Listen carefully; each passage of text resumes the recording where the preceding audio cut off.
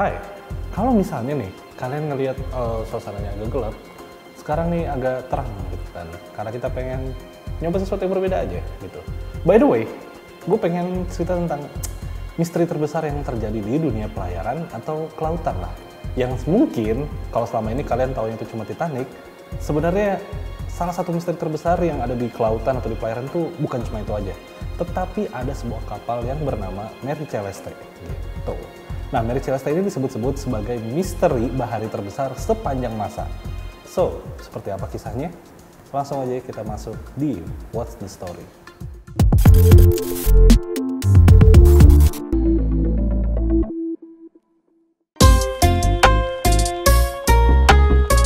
Jadi, bermula pada 5 Desember 1872, kapal Brigantine atau kapal dua tiang nih, gitu kan, yang milik Inggris bernama Dei Gracia berlayar tak jauh dari Portugal. Nah, salah seorang kru kapal secara nggak sengaja tuh melihat kapal lain yang ada di tengah samudra lagi terombang-ambing gitu. Tapi kayak nggak ada orang. Nah, kru yang melihat kapal tersebut kemudian memberitahu sang kapten, di sini kaptennya ini ya, kapal Dei Gracia, dan si kapten itu tuh terkejut karena dia tahu kalau kapal yang terombang-ambing itu adalah kapal Mary Celeste. Nah, kenapa si kapten Dei Gracia ini tuh terkejut gitu? Karena dia tahu kalau kapal Mary Celeste nggak seharusnya terombang-ambing di tengah laut seperti itu. Kenapa? Karena 8 hari sebelumnya, Mary Celeste itu udah meninggalkan New York, dan seharusnya tuh ketika dia menemukan kapal tersebut, si Mary Celeste ini tuh udah ada di Italia. Lebih tepatnya tuh dia udah berlabuh di Genoa. Nah, sang kapten yang diketahui bernama David kemudian mengubah haluan dan mengirim pasukan penyelamat. Tapi kaget bukan main karena ketika kapal Mary Celeste dilihat itu atau dicek gitu, itu tuh nggak ada orang, sementara barang-barang dari kru kapalnya itu masih ada. Nah, yang paling aneh, ada stok makanan selama 6 bulan ke depan yang masih dalam keadaan utuh. Dan satu hal lagi gitu, satu-satunya skoci di kapal Mary Celeste itu tuh hilang. Kemudian, salah satu dari 2 mesin pompa itu juga udah mulai dibongkar.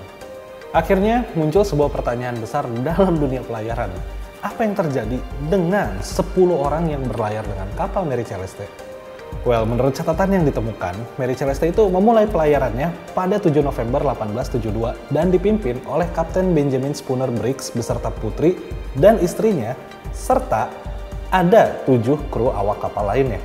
Nah, saat berlayar, si Mary Celeste itu memang diketahui sempat berjuang melawan cuaca buruk selama 2 minggu untuk mencapai Kepulauan Azores di Portugal. Hal ini tuh diketahui lewat catatan terakhir kapal pada 25 November jam 5 pagi.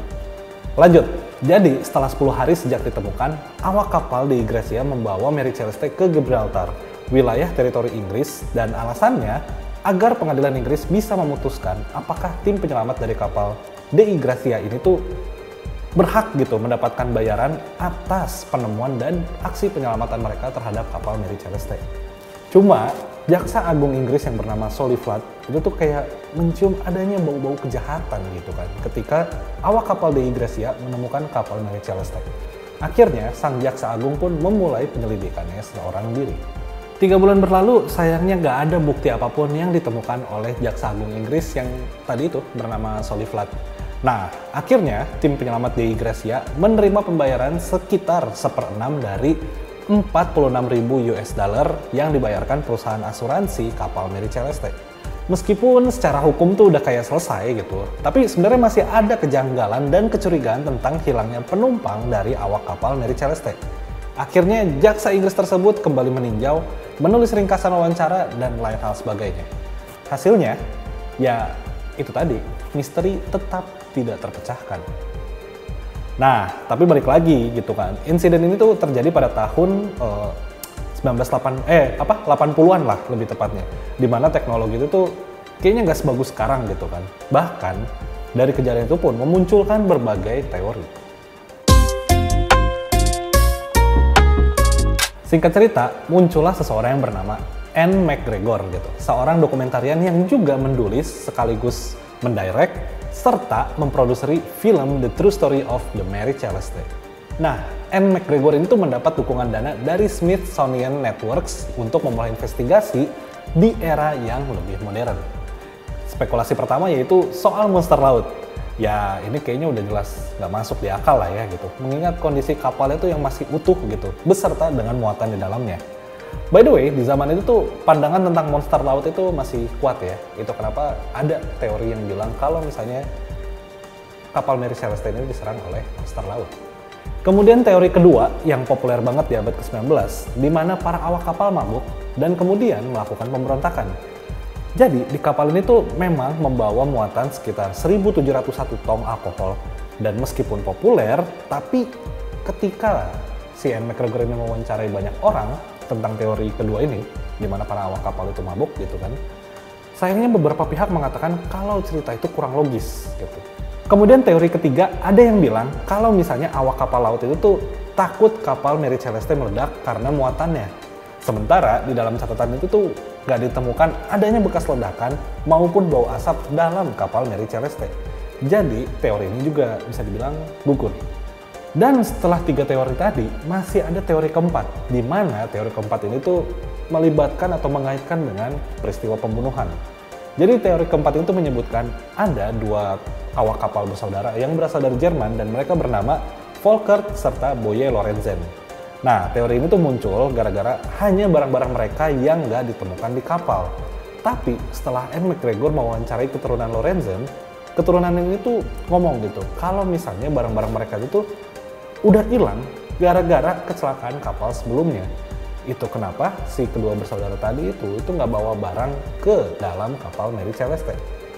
Dengan kata lain, semua teori kemungkinan pada kapal Mary Celeste itu semuanya gagal ya, yang dari zaman dulu sampai si Ian McGregor memulai penyelidikannya. Oke, McGregor kemudian mencoba mewawancarai keturunan dari Kapten Briggs selaku kapten dari kapal Mary Celeste.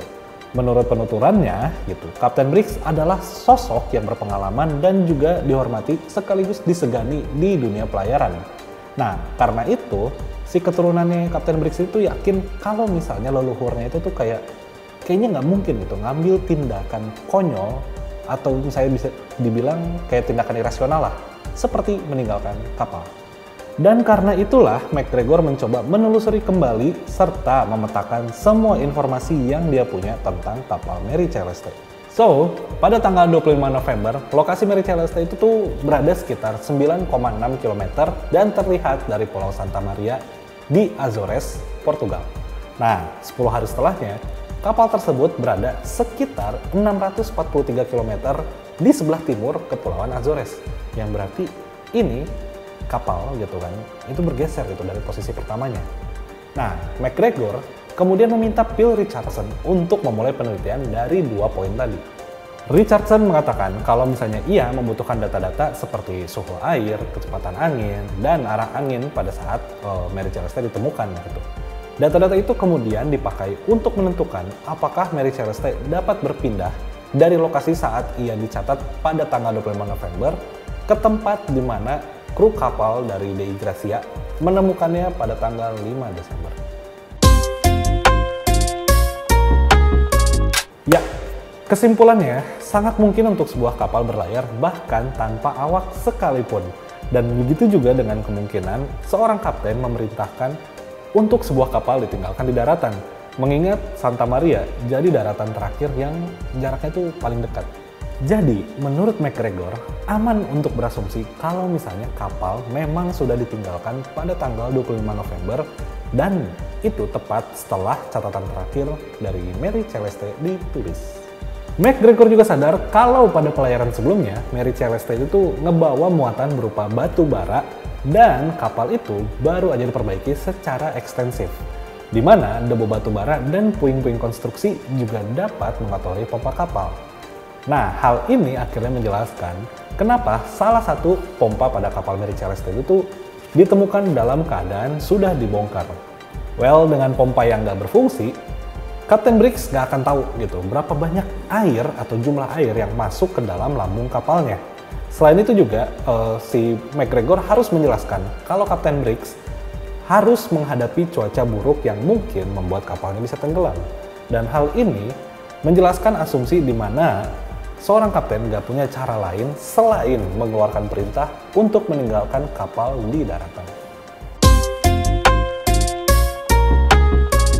Dan itulah cerita terakhir dari kapal Mary Celeste, di mana sampai sekarang teori yang dikemukakan oleh Anne McGregor itu juga ya nggak benar-benar bisa dipastikan lah. Tapi hal itu akhirnya membuat si Anne McGregor tuh masih terus melanjutkan penelitiannya tentang kenapa kapal Mary Celeste bisa terombang-ambing di tengah lautan tanpa satu awak kapal pun.